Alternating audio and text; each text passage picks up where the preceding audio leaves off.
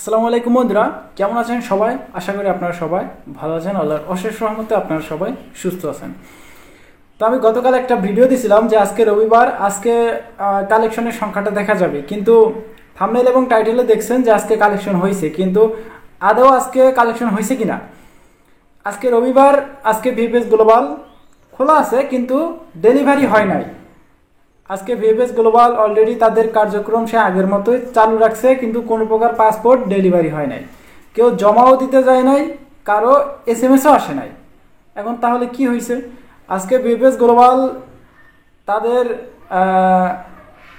VFS গ্লোবালের ভিতরে, এম্বাসির ভিতরে তারা সকল প্রকার কার্যক্রম চালু রাখছে, মানে সব কিছুই তারা ডকুমেন্ট ওকে করতেছে, সব কিছু দেখাশোনা সব কিছু ওকে আছে। তারা যেই কয়জন কাজ করে থাকে সেখানে তারা পরিপূর্ণভাবে তারা কাজগুলো করতেছে, কিন্তু আজকে এতটুকুই আমাদেরকে জানাইছে যে আজকে ভিএফএস গ্লোবাল বন্ধ থাকবে, আজকে কোনো প্রকার ডেলিভারি হবে না। তো আপনারা অলরেডি বুঝছেন থাম্বনেল এবং টাইটেলে যা লেখা ছিল সেটা আসলেও সঠিক না। আজকে কোনো প্রকার ডেলিভারি হয় নাই, আজকে ভিএফএস গ্লোবাল ডেলিভারিটা বন্ধ ছিল।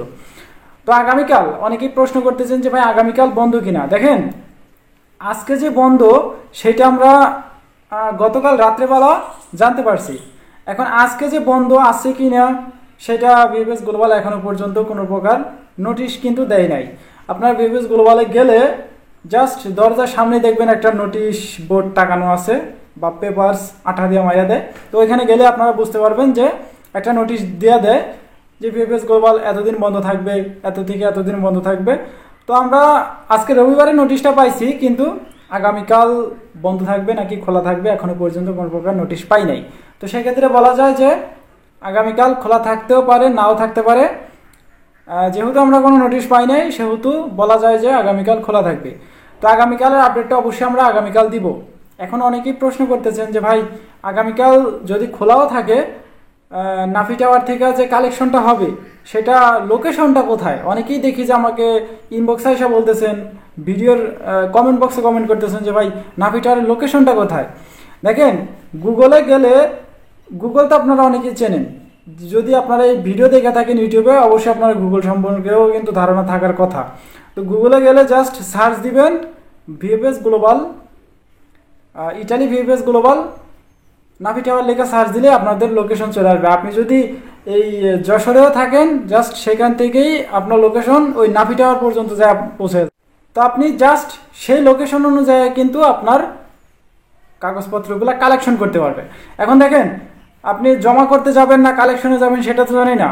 তো আশা করি আপনারা মোটামুটি আকারে বুঝছেন। আপনি যদি কালেকশন করতে যান বা জমা করতে যান, কবে আপনাদের ডেট দিছে এটা সব কিছু জানি না শুনেই কিন্তু যাইতে হবে।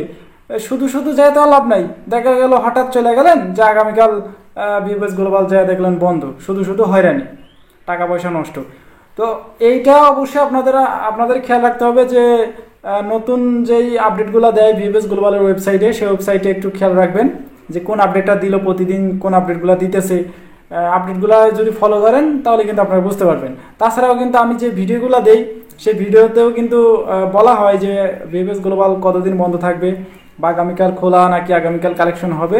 ভিডিওর মাধ্যমেও কিন্তু আমরা বলে দিই, অথবা আমরা কমিউনিটিতে একটা পোস্ট করে দিই। ভিডিও দিতে না পারলে একটা কমিউনিটিতে পোস্ট করে দিই যে আগামীকাল বন্ধ থাকবে। তো সেটাও কিন্তু ফলো করতে পারবেন, কমিউনিটি ফলো করতে পারেন, আমার ভিডিওগুলো ফলো করতে পারেন।